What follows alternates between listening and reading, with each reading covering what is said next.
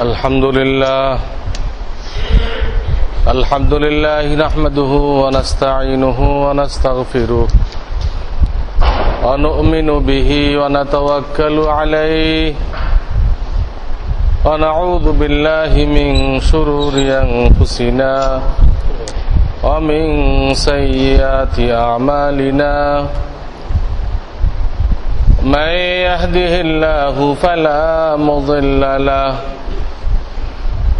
ومن يضلل فلا هادي له ونشهد أن لا إله إلا الله وحده لا شريك له ونشهد أن سيدنا ومولانا محمدا عبده ورسوله صلى الله تعالى عليه وعلى آله وأصحابه وبارك وسلم أما بعد فأعوذ بالله من الشيطان الرجيم بسم الله الرحمن الرحيم إنما يخشى الله من عباده العلماء وقال رسول الله صلى الله عليه وسلم فقيه واحد أشد على الشيطان من ألف عابد صدق الله العلي العظيم وصدق رسوله النبي الكريم বুজুর্গান মুহতারাম, আল্লাহ রাব্বুল আলামিন আমাদের জন্য একটার পর একটা নেয়ামত দান করতেছেন। রমজানের পরের থেকে নিয়ে শাওয়াল বরকতময় মাস ছিল। রমজানের সোহবতে শাওয়াল বরকতময়।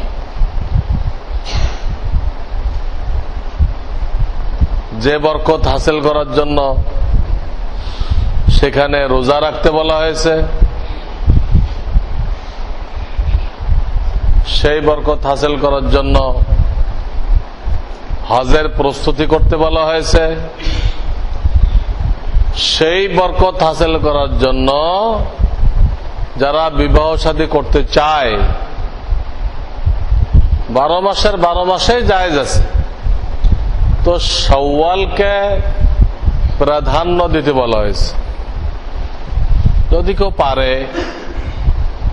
তো সেজন্য শাওয়ালেই করে ফেলে। রমজানের সোহবতের কারণে শাওয়ালের মধ্যে এই বরকত আসছে। এরপরের থেকে হজের মাস শুরু হয়ে গেছে, তারপরে কুরবানি আসছে, ঈদ আসছে। এর প্রত্যেকটা জিনিসই বরকতময়। হজও বরকতময়, তারপরে ঈদ, দুনিয়াতে বেহেশতের একটু ঝলক, একটু নমুনা। বেহেশতে যেমন সব ভাই ভাই, কারোর সাথে কারো কোনো বিবাদ নেই। ঈদের সময় মুসলমানদের অন্তত সেই একটা পরিবেশ সৃষ্টি হয়, সবাই সবাইকে মোহাব্বত দেখায়। কুরবানি এর দ্বারা একে অপরকে হাদিয়া দেয়, মোহাব্বত বাড়ে, হাসাদ হিংসা দূর হয়ে যায়। হাদিয়ার দ্বারা হাসাদ দূর হয়ে যায়। যে ভাইকে হাদিয়া দিচ্ছেন আর এক ভাই আপনাকে হাদিয়া দিচ্ছে, তো এখানে আর হাসাদ থাকতে পারে না। এটা একটা রুহানি বিমারি, হাসাদ, পরশ্রী কাতরতা। অন্য ভাইয়ের উন্নতি বরদাস্ত না হওয়া, এটা মারাত্মক রোগ। এই রোগের খোলাসা সারমর্মই দাঁড়ায় যে আমার ওই ভাইকে যে নেয়ামতটা আল্লাহ দিছেন, এটা তো আমাকে দেওয়ার দরকার ছিল, ওকে কি হিসেবে আল্লাহ দিলেন? নাউযুবিল্লাহি মিন যালিক। হিংসা মানে আল্লাহর উপর আপত্তি। ওকে কেমনে দিল আল্লাহ? যেমন নাকি ইবলিস বলছিল, আমাকে কেমনে সেজদা করতে বলল আদমকে? আল্লাহ তো উচিত ছিল আদমকে বলতো আমাকে সেজদা করার জন্য। ঠিক ওইখানে ইবলিসের যে কাজ, আল্লাহর ফয়সালার উপরে আপত্তি করা। হাসাদ বা হিংসা ঠিক মানুষের দিলে এটা রোগ থাকে, এটারও সারমর্ম আল্লাহর উপর আপত্তি।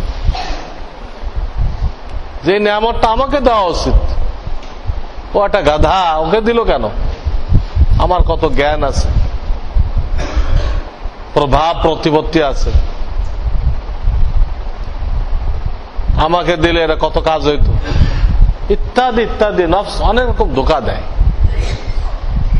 সে ধোঁকার কারণে আল্লাহর উপরে আপত্তি হয়ে যায় যে আল্লাহর এই বন্টনটা মুখে বলে না, কিন্তু সারমর্ম এই দাঁড়ায়।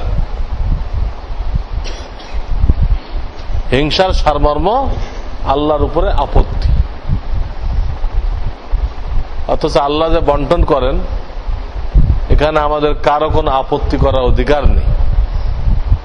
কেউ কি আল্লাহর সাথে শরীক, আল্লাহর সমকক্ষ, নাউযুবিল্লাহ আল্লাহর পার্টনার, যে আল্লাহ তাকে জিজ্ঞেস করে তার কাছ থেকে মশওয়ারা নিয়ে ফয়সালা করবে? আল্লাহ তো আল্লাহুস সামাদ। তার কোন কার্যক্রমের ভিতরে কোন ফেরেশতাও শরীক নেই, কোন নবী রসুলও শরীক নেই। তিনি কিছু করার জন্য নবী রসুলকে জিজ্ঞাসা করবেন না, কোনো প্রয়োজন নেই। সবাই তার মোকাবেক্ষী। তার কাছে হেকমত আছে, কাকে কোনটা দিতে হবে হেকমত আছে। তিনি হেকমতের আন্ডারে এটা করেন। এই জন্য বহু জ্ঞানী মানুষ ওই আল্লাহর হেকমতের কারণে সাংঘাতিক জ্ঞানী, কিন্তু সে 3 বেলা খাওয়া পাইতেছে না। জ্ঞানের অভাব নেই, মানুষ তার কাছে বুদ্ধি নিতে আসে, কিন্তু তার ঘরে 3 ওয়াক্ত খাবার জোটে না। আর এক লোক নামটাও সাইন করতে পারে না, পত্রিকা দিলে উল্টা করে ধরে, নিচের পাশটা উপরে ধরে, এটাও সোজা করে ধরতে পারে না। তাকে এত কোটি টাকা দিয়ে রাখছে যে বলতেও পারবে না কত কোটি। এখানে আল্লাহর হিকমত আছে। ওকে যত কোটি দিক, আর এর তো খাওয়ার নেই, কিন্তু এখানে জ্ঞান দিছে আল্লাহ, এলেম দিছে, এটা তো ওর থেকে অনেক বড় দৌলত দিছে। তো সবচেয়ে বড়টাও সে পাইলো, ছোটটাও সে চাইতেছে, তাহলে বাকি লোকদেরকে আল্লাহ কোনো নিয়ামত দেবে না? সবই তো আল্লাহর মখলুক, সবই তো আল্লাহর বান্দা। আপনাকে মার্সিডিজ গাড়ি দিল, আর একজনকে রিক্সা দিল, আপনি কোথায় রিক্সা ওরে দিল কেন? আমাকে দেওয়া উচিত। মার্সিডিজ আপনার রিক্সাও আপনার, আর মানুষ সব কি করবে? গলত দাবি আমাদের। এক বুজুর্গের ঘটনা শুনছিলাম, উনি বাগদাদে বসবাস করতেন। ওনার একটাই জামা, আর জামা নেই, কিন্তু অনেক বড় জ্ঞানী মানুষ। মানুষরা তার কাছে পরামর্শ করে। তিনি বাগদাদ থেকে, ওই জামানায় শহরের চতুর্পাশ দিয়ে দেওয়াল থাকতো, এবং রাত্রে মেইন গেট গুলো বন্ধ হয়ে যেত। মেইন কয়েকটা গেট থাকতো, ওই গেট দিয়েই শহরে ঢুকতে হবে, ওই গেট দিয়েই বের হইতে হবে। একে বলা হয় সুরুল বালাদ। এই শহর প্রাচীরকে বলা হয় সুরুল বালাদ। ওটা সকালে খোলার পরে উনি গেট দিয়ে বেরিয়ে আসছেন, দজলা নদীতে ওনার জামাটা ধোয়ার জন্য। তো ওই জামানায় যে ধরনের সাবান ছিল, যাই ছিল, ওটা নদীর কিনারে রেখে উনি জামা ভিজাইতে গেছে। এদিক দিয়ে কাকে ওইটা লয়ে গেছে, সাবানটা লয়ে গেছে।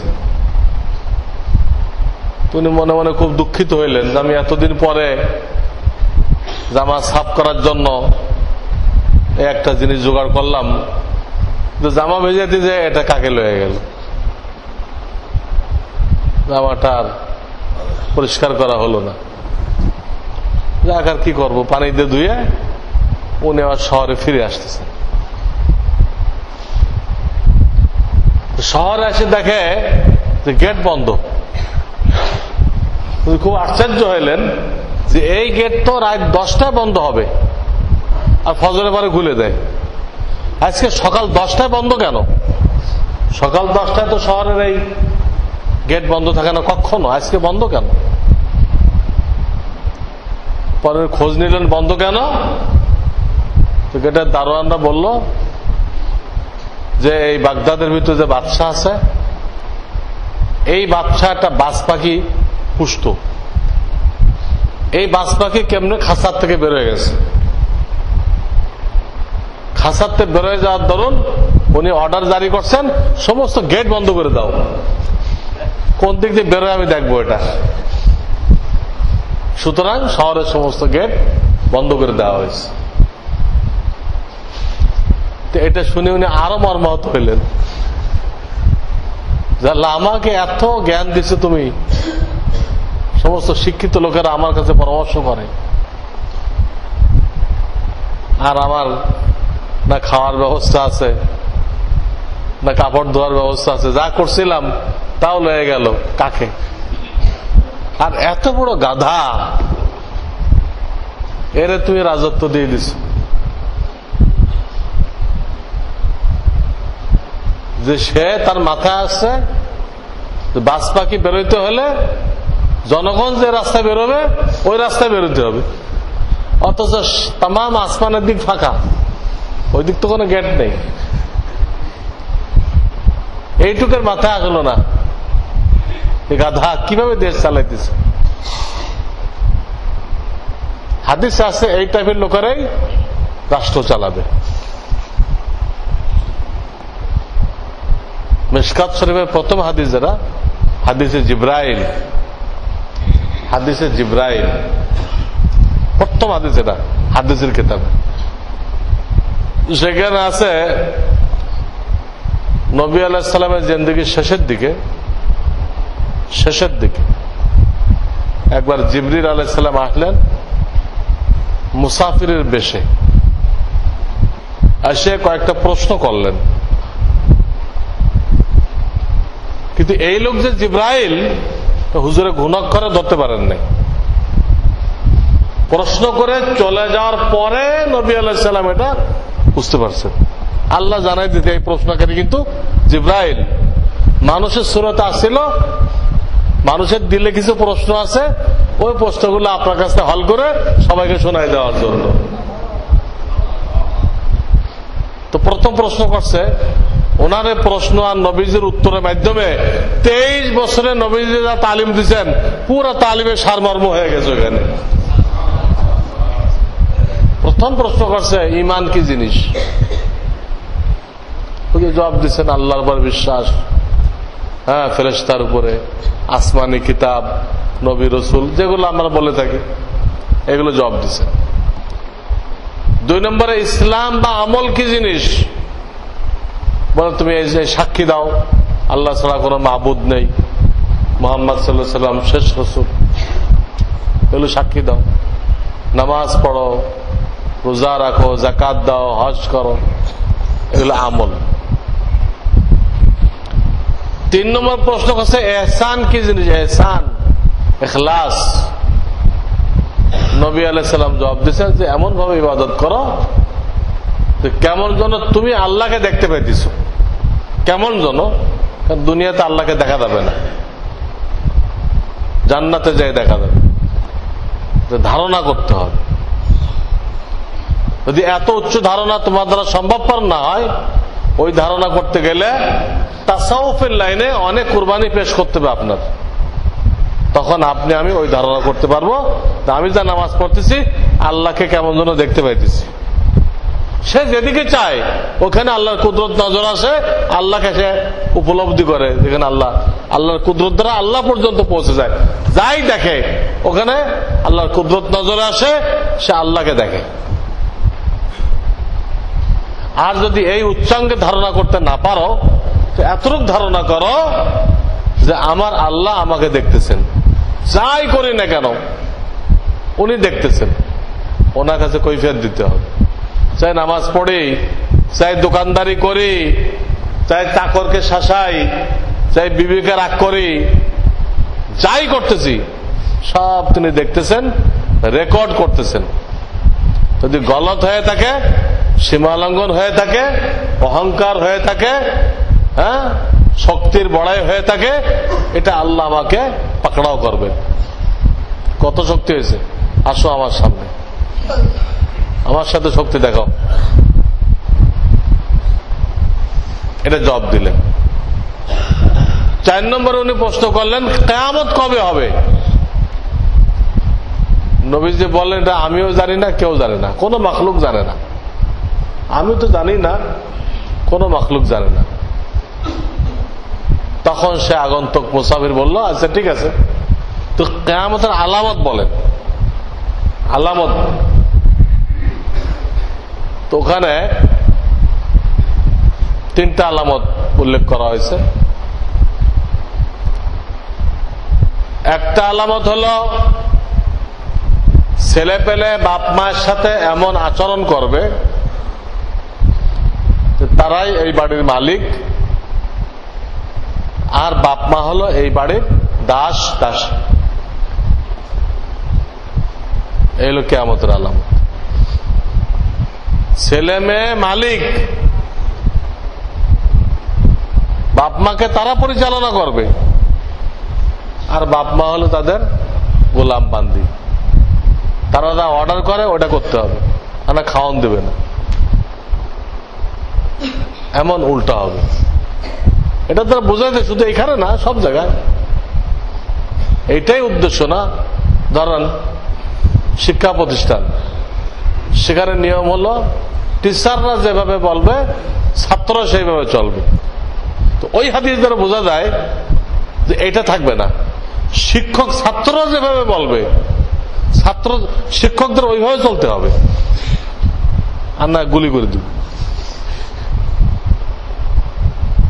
মানে সব এতদিন যারা উপরে ছিল তারা সব ওই জামানায় কি হয়ে যাবে, অধীনস্থ হয়ে যাবে।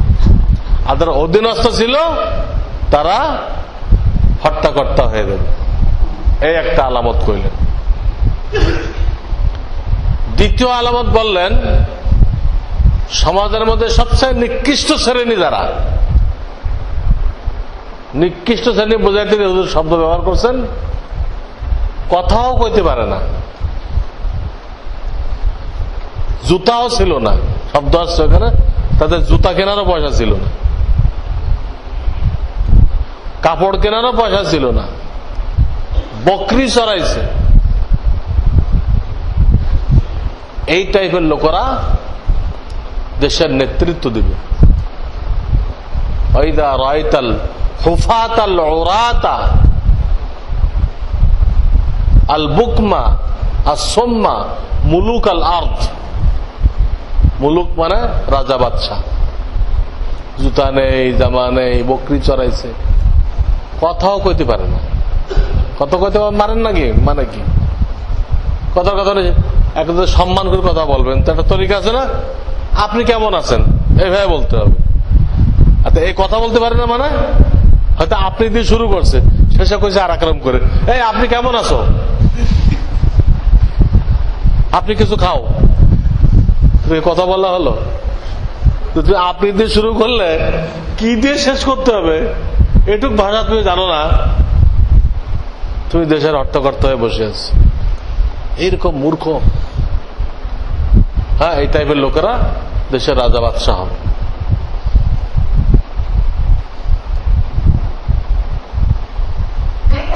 এই আলামত নবীজি বয়ান করলেন। আর আরটা বললেন একদম নিম্ন শ্রেণী ছিল, এরা বিরাট বিল্ডিং হাঁকাইবে, হাঁকায় সেখানে খুব ফখর করবে, বড়াই করবে। সেটাও এখন হইতেছে। অনেক গরিব গুরাবা বিদেশে 10 বছর থেকে আসছে, এসে বিরাট বিল্ডিং হাঁকাই দিচ্ছে, ওটাও পাওয়া যেতেছে। এইসব প্রশ্ন করে জবাব নিয়ে উনি চলে গেলেন। চলে যাওয়ার পরে হুজুরকে জানানো হয়েছে যে এই লোক কিন্তু জিবরাইল, এই লোককে জিবরাইল। তখন হুজুরে জানতে পারলেন, এর আগে জানতে পারেন নাই। এটা আল্লাহ ইচ্ছা করেই করছেন। যদি আগেরটা জানতে পারতেন, আগের থেকে যদি জানতে পারতেন, তাহলে প্রত্যেকটা প্রশ্নের উত্তর হুজুর সাল্লাল্লাহু আলাইহি সাল্লাম যেভাবে ভেঙে ভেঙে দিচ্ছেন, বিস্তারিত দিচ্ছেন, এটা হইতো না। ইশারায় জবাব দিতেন। যেমন ইমান কি জিনিস, ওই যে অন্তরের বিশ্বাসগুলো, এটুকু কইতেন, সংক্ষিপ্ত জবাব দিতেন, তাতে উম্মতের ফায়দা হতো না। এই জন্য আল্লাহ ইচ্ছা করে এরকম করছে, বুঝতে যেন না পারে, পরে জানাই দিচ্ছে। তো এই হাদিসে কি পাওয়া গেল, যে এই টাইপের লোকেরা দেশের হত্যা করতে হবে। বান্দির ছেলেরা কৃতদাস, দেশের হত্যা করতে হবে। তো কথাটা আসছে এখান থেকে, এই হাদিসে জিবরাইলের যে কথাটা জানা গেল যে এই টাইপের লোকেরা দেশের রাজা বাদশা হবে। তো ওই বাগদাদের বাদশা এরকম ছিল, বাগদাদের বাদশা এরকম বেকুব ছিল। তো তার মাথায় আসে নাই, সে গেট বন্ধ করতে কইছে।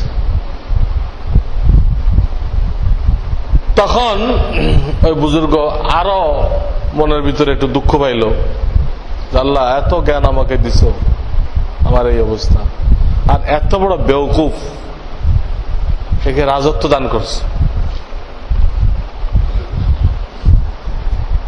তখন আল্লাহ তাআলা ওনার দিলের মধ্যে এলকা করলেন। সাধারণ মানুষের কাছে কোনো ওহী আসে না, কিন্তু অনেক জিনিস আল্লাহ তার দিলের মধ্যে ঢালে। আপনি একটা বিষয় পরেশান, বুঝে আসতেছে না, আবার দেখলে একাই হল করে ফেলছেন, বুঝে আসছে আপনার, তো কেমনে হয়? আল্লাহ তার দিলের মধ্যে ঢালে। তো আল্লাহ তাআলা তার দিলের মধ্যে ঢাললেন, তুমি যদি চাও এই বাগদাদের বাদশা হইতে, আমি আল্লাহ তোমাকে বাদশা বানাইব, কিন্তু তোমার এলেম কালাম জ্ঞান বুদ্ধি সব ছিনাই নিব, নিয়ে ওর মতো আহমক বানায় আমি তোমাকে বাগদাদের বাদশা বানাই দিব। ওরে বানাইছি, তোমার আপত্তি হতেছে? তোমাকে বানাইতে রাজি আছি আমি। তোমার এই জ্ঞান গরিমা সব ছাড়তে হবে, ওর মতো মূর্খ হইতে হবে, মূর্খ হওয়ার পর তোমাকে বানাই দিব। এই কথা যখন দিলে আসছে, তো বেচারা সেজদায় পড়ে কাঁদছে, আল্লাহ আমাকে হেফাজত করো, আমাকে বাদশাহ বানায় না, আর আমাকে আহমকও বানায় না। আমার বাদশাহী দরকার নেই, আহমক হওয়ার দরকার নেই, আমাদের জ্ঞান দিছ, এর উপরে হাজার শুকর। আমি তো জায়েজ না জায়েজ বুঝতে পারতেছি, হালাল হারাম বুঝতে পারতেছি, এটাই তোমার শুকর। এখান থেকে বুঝতে হবে আল্লাহর হিকমত। আল্লাহ তাকে এলেম কালাম বাড়াই দিবে, ধন কম হবে, আর যারা ধন বাড়াই দিবে তাকে এই মেইন দৌলতটা কম দিবে বা দিবেই না। এই কথা হয়তো আলী বলছেন কাররামাল্লাহু ওয়াজহাহু, রাজিনা কিসমাতাল জাব্বার ফিনা লানা ইলমুন ওয়ালিল জুহালে মালু।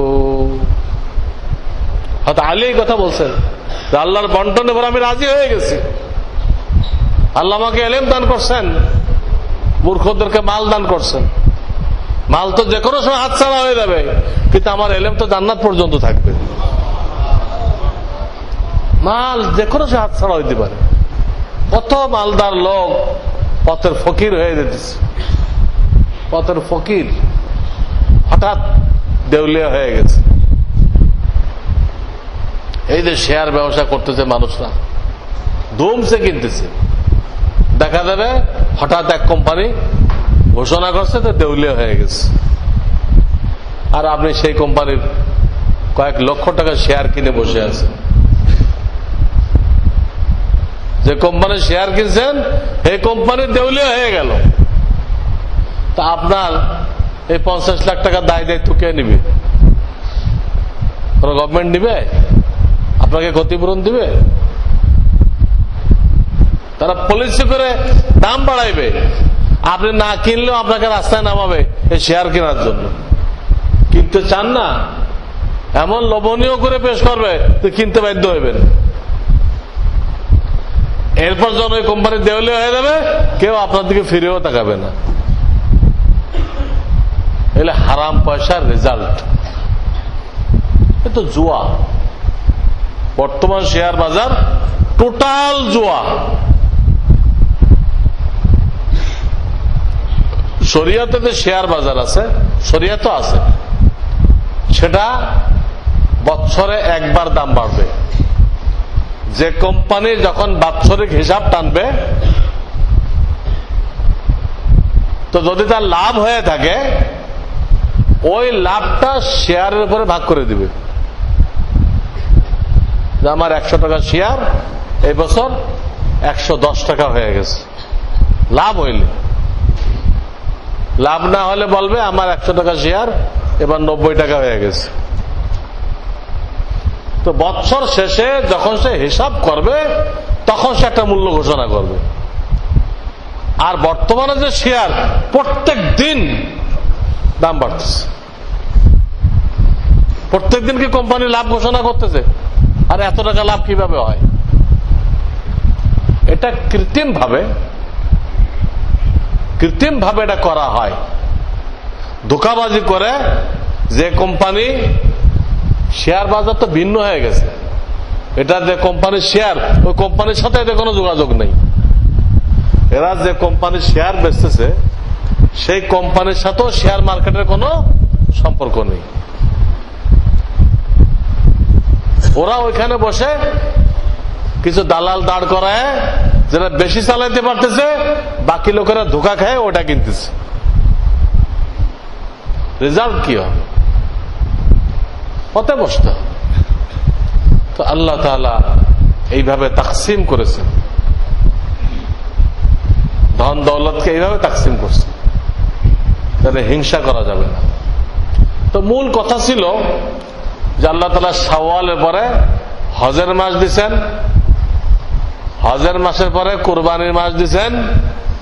সে কুরবানির মাসে এমন কিছু ইবাদত আমাদেরকে দিছেন যে ইবাদত দ্বারা কি দূর হয়? মহব্বত সৃষ্টি হয়, হিংসা দূর হয়। হিংসা থেকে আমি চলে গেছিলাম। হিংসা কি জিনিস? আরেকজনের দৌলত দেখলে, উন্নতি দেখলে আমার দিল জ্বলে, নিজেই অশান্তি ভোগ করি। এটার নাম হিংসা। এটা ইনডাইরেক্ট আল্লাহর উপরে আপত্তি করা। তো বলতেছে আপত্তি করা যাবে না, আল্লাহ আহমককে রাজত্ব দিবে আর জ্ঞানীরা না খাওয়াই রাখবে। এসব কথা কিন্তু এখান থেকে শুরু হয়েছে। এই যে হিংসার রোগ, হ্যাঁ, জ্ঞানীকে না খাওয়াই রাখছে আর আহমকের রাজত্ব দিচ্ছে। জ্ঞানীকে বিরাট আরামে রাখছে আর তার খাস বান্দারে করাত দিয়ে 2 টুকরা করছে। দেখেন নবী রাসূলরা কি কষ্ট করছে, কত নবীকে করাত দিয়ে চিরা হয়েছে, কত নবীকে কতল করা হয়েছে, কত নবীকে লোহার চিরুনি দিয়ে তার গোশত আর চামড়া ফাড়া হয়েছে। আর আমাদের নবীজিকে তয়েফে কি করা হয়েছে? উহুদের ময়দানে কি করা হয়েছে? উহুদের ময়দানে তীর তলোয়ারের 100 জখম লাগছে। তার প্রিয় বান্দাকে এই কষ্ট দিচ্ছেন। আর ফেরাউন হামান রে এত দৌলত দিয়ে দিচ্ছে। কোন অধিকার নেই আমাদের প্রশ্ন করা। আমাদের নবীজির কলিজার টুকরা নাতি হযরত ইমাম হুসাইন কিভাবে শহীদ হইলেন, কিভাবে শহীদ করলেন। আর এজিদের বাহিনীকে আল্লাহ কত শক্তি দিলেন, কিন্তু আপত্তি করার অধিকার নেই। আল্লাহ তার প্রিয় ব্যক্তিকে আরো প্রিয় বানাবে, আরো প্রিয় বানাইতে হলে তাকে দিয়ে কিছু কুরবানি করাইতে হবে। তাকে সেই মর্তবা দেওয়ার জন্য তাকে এই কুরবানি করাইছেন। না করায় যদি তাকে বিরাট মর্তবা দান করেন তো অন্যদের আপত্তি হবে। তো উনিও যে নামাজ পড়ছে, আমিও সেই নামাজ পড়ছি, উনি এত উপরে গেল কেন? উনি যে নামাজ পড়ছে আমিও পড়ছি। আল্লাহ বলে উনি যেভাবে শহীদ হয়েছিল তুমি এইভাবে হয়েছিলা, ওনার সাথে তো মিলাইতে তো উনিও নামাজ পড়ছে তুমিও নামাজ পড়ছো, কিন্তু ওনার হৃদয় বিদারক শাহাদাত দেখো কিভাবে শহীদ হয়েছিল, কিভাবে খানদানকে শহীদ করে দিছে, এটাও দেখো। তোমার এই কুরবানি কোথায়? রাসূলের চাচা হামজা রাদিয়াল্লাহু তাআলা উহুদের যুদ্ধে শহীদ হয়ে গেলেন। আবু সুফিয়ান তখন কাফের, তার বিবিও কাফের। হিন্দা কি করলো? রাসূলের চাচার হামজা রাদিয়াল্লাহু তাআলা নূর নাক কাটলো, কান কাটলো, বুক ফাড়লো, কলিজা বের করলো, এটা দাঁত দিয়ে চাবাইলো। এক তো শহীদ হয়েছে, তারপরে তার নাক কাটা, কান কাটা, বুক ফাড়া, কলিজা চাবানো কত কঠিন। কেন? আল্লাহ তাআলা হযরত হামজাকে আরো বেশি মর্তবা দিতে চাইছিলেন। এই জন্য মৃত্যুর পরও ওনাকে এই কাজগুলো করাইছেন। ওনাকে সাইয়্যিদুশ শুহাদা বলা হয়, শহীদদের সর্দার। ওইগুলোতে না ঘটতো আর ওনাকে আল্লাহ তাআলা উপরে মর্তবা দান করতেন, তো অন্য শহীদরা কইতো উনিও শহীদ হইতে আমিও শহীদ হয়েছি, উনি আমার উপরে গেল কিভাবে? আল্লাহ ওনার দেখো, ওনার মৃত্যুর পরে ওনার লাশের সাথে কাফেররা কি করছে? তোমার লাশের সাথে তো করে নাই, তোমার তো নাকও কাটে নাই, কানও কাটে নাই, কলিজাও চাবায় নাই। কাজে আল্লাহ তার প্রিয়জনের সাথে এটা করে কেন? কি জুলুম করে না আখিরাতে বড় নেয়ামত দেওয়ার জন্য করে? বড় নেয়ামত দেওয়ার জন্য করে। আল্লাহর কুদরত, আল্লাহর বন্টন আল্লাহ ভালো জানে, তা আমরা জানি না। আমাদের হাসাদ করার কোনো অধিকার নেই। যাই হোক, বলতেছিলাম আল্লাহ একটা পর একটা নেয়ামত আমাদেরকে দিয়েছেন। হজ, হজের পরে কুরবানি। এই কুরবানির মেহনতের দ্বারা মুসলমানরা ভাই ভাই হয়ে গেছে, শত্রুতা খতম হয়ে গেছে। হাদিসে হাদিয়া দাও, মোহাব্বত পয়দা করো, হাদিয়া দ্বারা মোহাব্বত বাড়ে। এই জন্য আল্লাহওয়ালারা হাসাদের চিকিৎসা কি দেয়? আপনি একজনের পরে হিংসা করেন, তা আপনার পীর আছে, পীরের কাছে জানেন হুজুর আমার দিলের মধ্যে হিংসা আছে, আমার এক ভাইয়ের জন্য খুব হিংসা লাগে, এরা তো উন্নতি। উনি কি চিকিৎসা দিবে আপনাকে? চিকিৎসা এই দিবে, এই যে রুহানি রোগের চিকিৎসা করতেছি, এই চিকিৎসা দিবে তুমি প্রত্যেক নামাজে পরে ওই ভাইয়ের জন্য দোয়া করো, আল্লাহ তার নেয়ামত আরো বাড়াই দাও। এই এক নম্বর চিকিৎসা। দুই নম্বর, তুমি মাঝে মধ্যে যার নামে হিংসা লাগে পরে দাওয়াত দিবা, দাওয়াত করে খানা খাওয়াইবা। তিন নম্বর, তুমি মজলিসের মধ্যে ওই ভাইয়ের প্রশংসা করবা, ওই ভাইয়ের প্রশংসা করবা। চার নম্বর, তুমি ওই ভাইয়ের জন্য হাদিয়া পাঠাইবা। যার জন্য হিংসা লাগে তাকে কি পাঠাইবা? হাদিয়া পাঠাইবা। এই চিকিৎসা দিবে। তা আপনার হিংসা চলবে? ও তো আপনার জানের দোস্ত হয়ে যাবে। রুহানি চিকিৎসার একটা নমুনা আপনাদেরকে দেখাই দিলাম। শুনছেন আমার কাছে বারবার যে রুহানি 10টা রোগ আছে, আল্লাহ ওয়ালাদের কাছে যাইতে হয় ওর চিকিৎসা নিতে। একটা রোগের নামও বললাম, আর কি চিকিৎসা দেওয়া হয় তার কিছু নমুনাও পেশ করলাম যে চিকিৎসা কি। এইলে মেডিসিন, এটা আপনার ওই MBBS রা, FCPS রা করতে পারবে না, তো শরীয়তের চিকিৎসা এগুলো। তাহা দাও, তাহাব। দিয়ে দাও, তো দুশ্মনী খতম হয়ে যাবে, আদাওয়াত খতম হয়ে যাবে, হিংসা খতম হয়ে যাবে। আল্লাহ এই নিয়ামত গুলো দিয়ে রাখছেন। বর্তমানে কি নিয়ামত দিয়ে রাখছেন? হজ শেষ, এখন কি নিয়ামত আছে এটা তো জানতে হবে। এখন নিয়ামত দিয়ে রাখছেন, হাজী সাহেবরা হজ করে করে দেশে ফিরতেছে, হজ করে দেশে ফিরতেছে। তো আমাদেরকে বলা হয়েছে যে হাজী সাহেবরা নিজের ঘরে ঢোকার আগে তোমরা তাদের সাথে সাক্ষাৎ করো, তাদের সাথে মুসাফা করো, তাদের সাথে মুআনাকা করো, কোলাকুলি করো, তাদের কাছে দোয়া চাও এবং তাদেরকে বলো তারা যেন তোমাদের পক্ষ হয়ে আল্লাহর কাছে ক্ষমা চায়, অর্থাৎ তোমার গুনাহ মাফ করানোর জন্য হাজী সাহেব যেন আল্লাহর কাছে সুপারিশ করে, আল্লাহ আমার এই ভাইকে মাফ করে দাও। হাজী সাহেবকে এই কথাটা বলাও, হাজী সাহেব তোমার নাম নিয়ে বলুক, আল্লাহ আমার এই ভাই দোয়া চাইতেছে, আমি তোমার দরবারে তার জন্য ইস্তেগফার করি, আল্লাহ আমি তোমার কাছে সুপারিশ করতেছি, আমার এই ভাইকে মাফ করে দাও। সে হয়তো জানবে না, এই হাদিস জানে না বিচারে, আপনি তাকে বলেন বুখারী শরীফের হাদিসে এই কথা আসছে, হাদিস সাহেবের সাথে দেখা করতে হবে, মুসাফা মুআনাকা করতে হবে, করে তাকে দিয়ে ইস্তেগফার করাইতে হবে। একটা হলো আপনি নিজে ইস্তেগফার করেন, আর একটা হলো তাকে দিয়ে ইস্তেগফার করানো। তাকে দিয়ে ইস্তেগফার করানোর অর্থ এটা, তিনি আল্লাহর কাছে বলবেন যে আল্লাহ আমার এই ভাইকে মাফ করে দাও। উনি আল্লাহর কাছে আপনার জন্য কি করলেন? সুপারিশ করলেন। হাদিসের মধ্যে আছে হাজী সাহেবরা নিজের ঘরে ঢোকার আগে আগ পর্যন্ত তার দোয়া মাকবুল, কাজে তারা যদি কোনো ভাইয়ের জন্য সুপারিশ করে আল্লাহ সেই ভাইকে মাফ করে দিবেন।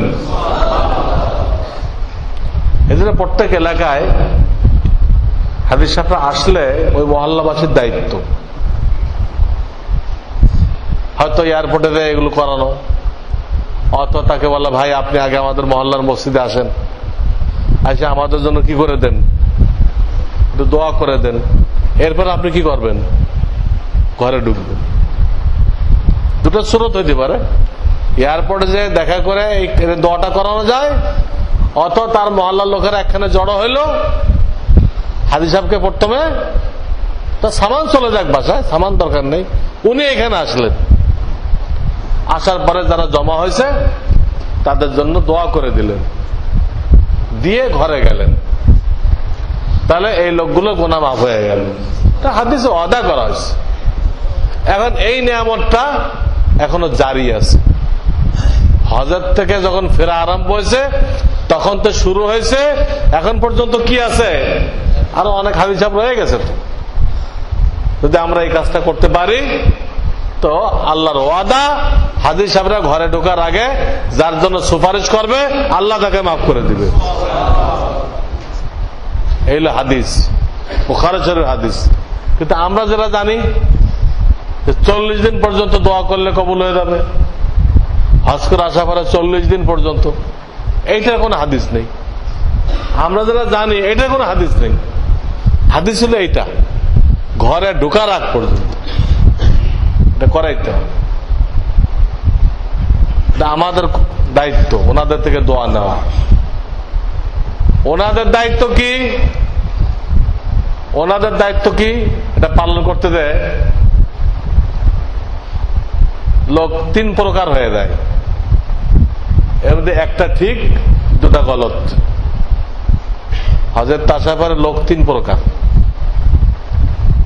এক প্রকার লোক আছে, এরা 40 দিনের মধ্যে ঘরের থেকে বের হয় না। তাদের কেউ কয়ে দিছে 40 দিন ঘরে থাকতে হয়, তো তারা আর ঘরের থেকে বের হয় না। 40 দিন দোয়া কবুল হয়, দোয়া করতে থাকে। 40 দিন দোয়া কবুল হয়, তার তো কোনো হাদিস নেই। ঘরে থাকতে হবে, তারও কোনো হাদিস নেই। এটা বানোয়াট কাজ করতেছে, বানোয়াট কাজের তো কোনো ফজিলত নেই। এরা ভুলের মধ্যে আছে।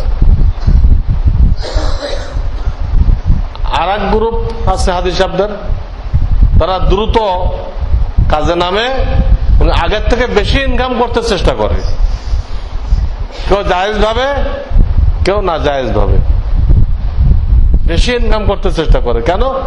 ওই যে 2.5 লাখ টাকা বাড়তি খরচ হয়ে গেছে বাজেটের বাইরে, ওইটা মেকআপ করতে হবে। এটা মেকআপ করার জন্য এরা বাড়তি ইনকাম শুরু করে দেয়। কেউ তো জায়েজ ভাবে করে, আর কিছু সংখ্যক নাজায়েজ ভাবেও করে। আর সেই এত বেশি সাথে সাথে মেকআপ করতে পারে কোনো জরুরি? আর মেকআপ করার দরকারটা কি? আল্লাহ খরচ করছে, তা মেকআপ করার দরকার কি? আল্লাহ যা কিসমত হাতে দিবে ওটা মেকআপ করার নিয়েতে মেহনত করা, এটা গলত কাজ, এটাও গলত। সহি কোনটা? আসার পরে আপনি নিয়মতান্ত্রিক ভাবে ইবাদত বন্দী করেন, হালাল রিজিকের যে সোর্স ছিল ওটা অবলম্বন করেন, তবে আপনার দিল এখন আখিরাতমুখী হইতে হবে। দোকানদারের নিষেধ না, কিন্তু দিল থাকবে আপনার মসজিদের দিকে, কখন আজান হবে, কখন জামাত ধরবো, মনটা থাকবে আল্লাহর ঘরে, আখিরাতের দিকে। অর্থাৎ তার জিন্দেগি হজের আগের তুলনায় পরবর্তীকালে বেশি আখিরাতমুখী হবে।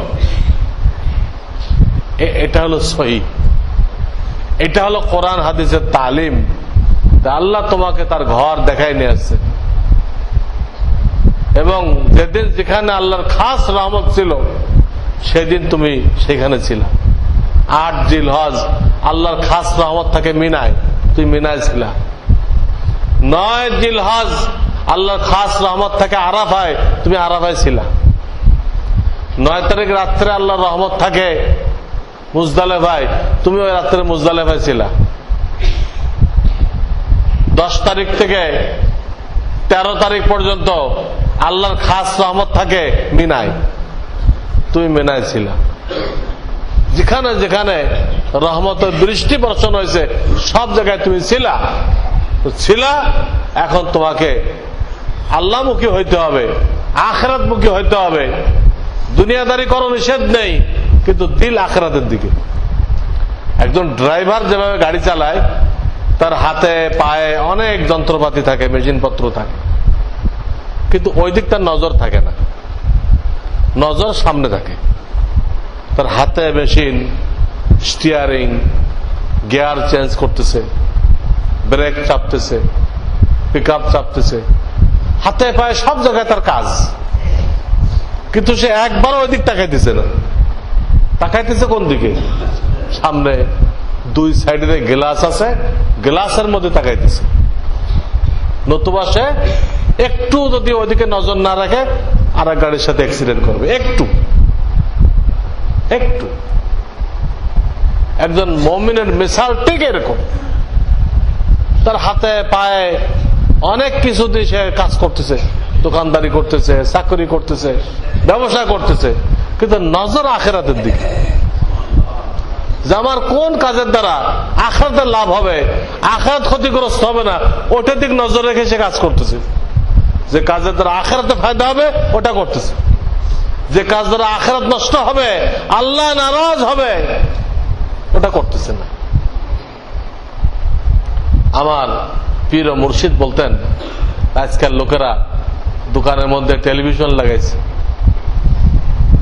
ছবি দেখাইতেছে, নাটক দেখাইতেছে, গান বাদ্য শোনাইতেছে, এবং তারা মনে করতেছে এইটার কারণে আমার দোকানে বেশি বিক্রি হইতেছে। টেলিভিশন লাগাইছি, এর কারণে আমার দোকানে বেশি বেচা কেনা হইতেছে। হযরত লিখছে, তুমি একদিকে বলো আল্লাহ রিজিক দাতা, আর একদিকে তুমি আল্লাহকে অসন্তুষ্ট করে রিজিক অর্জন করতেছ। কোথায় তোমার ঈমান? তুমি যে বলো যে আল্লাহ রিজিক দাতা, এইটা যদি তোমার ঈমান হইতো, বিশ্বাস হইতো, তুমি আল্লাহকে নারাজ করে রিজিক বাড়ানোর চিন্তা করতে না। তোমার ওটা মুখের দাবি, দিলের বিশ্বাস না। তুমি যে বলে তো আল্লাহ রিজিক দাতা, তোমার মুখের কথা, দিলের কথা না। দিলের কথা হইলে দিলের থেকে আল্লাহকে রিজিকদাতা মনে করলে তুমি হারাম ভাবে পয়সা বাড়াইতে না। তারপর আমার শায়েখ লিখছে, কিছুক্ষণ পরে তুমি বুঝবা যে তুমি টেলিভিশন লাগায় গান বাদ্য শোনায় বেশি বেচলে, বেশি কসকসে নোট নিলা, তোমার নোট বাড়ছে না সাপ বিচ্ছু বাড়ছে? হারাম ভাবে যে পয়সা কামাইলা, টাকা বাড়ছে না সাপ বিচ্ছু বাড়ছে? একটু পরে বুঝে আসবে টাকা বাড়ে নাই, সাপ বিচ্ছু বাড়ছে। এবং আমার শায়েখ লিখছে, তোমার দোকানে সারাদিন কথার কথা 100 লোক টেলিভিশন দেখলো আর চা খাইলো। এই 100 লোকের ভিন্ন ভিন্ন যে গুনাহ হয়েছে, 100 লোকের ভিন্ন ভিন্ন যে গুনাহ হয়েছে, এই 100 লোকের ভিন্ন ভিন্ন গুনাহকে, এর সমষ্টিকে তোমার কাঁধে দেওয়া হবে এবং তোমাকে দোজখে ওর শাস্তি ভোগ করতে হবে। তখন তোমার মসলা হল হবে যে আমি কি করে আসছি, আল্লাহকে রিজিক দাতা কইছি আর এদিক দিয়ে হারাম ভাবে পয়সা রোজগার করছি। 100 লোকের পাপ একজনের কাঁধে চাপানো হইতেছে। তিনি এই গুনাহটাকে করার ব্যবস্থা করে দিয়েছিলেন, তার দোকানে বসে লোকদেরকে গুনাহ করার ব্যবস্থা করে দিয়েছিল। ওইটা সে আমদানি বাড়ানোর কারণ মনে করছিল। কেন? ইমান নেই। মুসলমান, নাম মুসলমান, ইমান নেই আমাদের কাছে। ইমান থাকলে একটা মুসলমান সিডির দোকান দিবে যেটা 16 আনা না 18 আনা হারাম, 18 আনা হারাম। মুসলমান পারবে এটা? একদিনে সে কি পরিমাণ গুনাহ অর্জন করতেছে।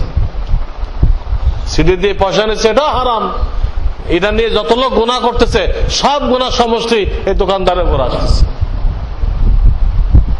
যদি সে দোজখ বিশ্বাস করে, আল্লাহকে বিশ্বাস করে, কোন মুসলমান এটা করতে পারবে না। কোন মুসলমান সমাজে এটা চলতে পারে না। কিন্তু এইগুলোই চলতেছে। এক জামানায় কিছু সরকারের আইন টাইন ছিল, ওটাও সরকার উঠাই নিছে, উঠাই নিয়ে এগুলোকে ওপেন করে দিচ্ছে। ওপেন করে দিয়ে এখন যুবকদেরকে জেলে দিচ্ছে। এইগুলোর কারণে তো মেয়েদেরকে ত্যাক্ত করাইতে, এটা কিসের কারণে? এই টেলিভিশন দেখার কারণে, এই সিডি দেখার কারণে। এগুলো দেখে দেখে যুবকরা মেয়েদের দিকে আকর্ষিত হইতেছে, হয়ে হাত বাড়াইতেছে আর জেল দিচ্ছে। এটা সূক্ষ্মভাবে চিন্তা করলে এটা গলত কাজ। আমি আর একদিনও বলছিলাম যে আপনি আম ছিলে ওপেন রেখে দিচ্ছেন,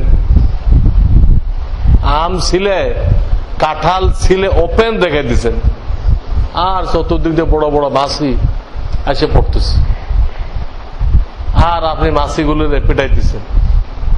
আর এক দল আসতেছে, কয়টারে পেটাইবেন? মাছি মেরে পারা যাবে? কয়টারে মেরে শেষ করবে?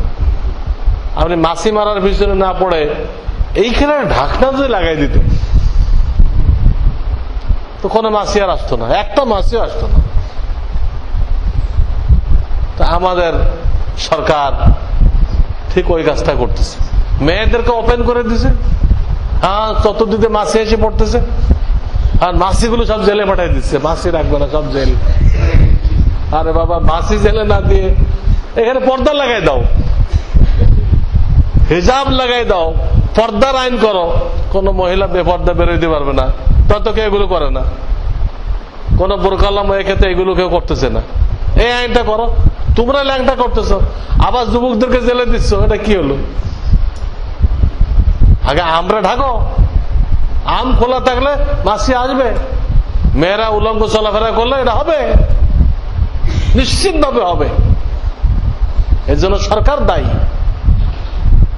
সরকার কেন এদেরকে ওপেন করছে? কেন এই সমস্ত টেলিভিশন, ভিসিআর, সিডি এগুলো কেন সরকার অনুমতি দিছে? নগ্ন ছবি, হ্যাঁ, মোড়ে মোড়ে টানানো, সরকার কেন অনুমতি দিছে?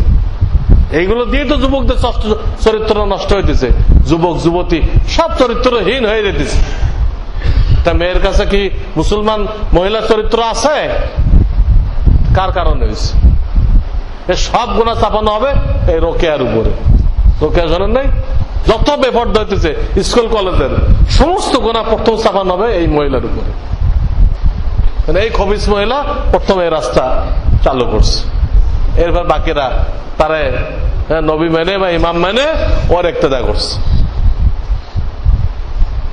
পরবর্তীকালে চাপানো হবে তসলিমা নাসরিনের উপর, যারা মহিলাদেরকে গুমরাহ হওয়ার জন্য লিড দিছে। এই নেতাদের উপরে আসবে সমষ্টি, আর অন্য মহিলাদের আসবে ভাগ ভাগ করে। কিন্তু সরকারের দায়িত্ব ছিল ইসলামকে ধরে রাখা, তাহলে এই যুবক যুবতীদের চরিত্র ধ্বংস হতো না, তারা সত্যিকার মানুষ হতো।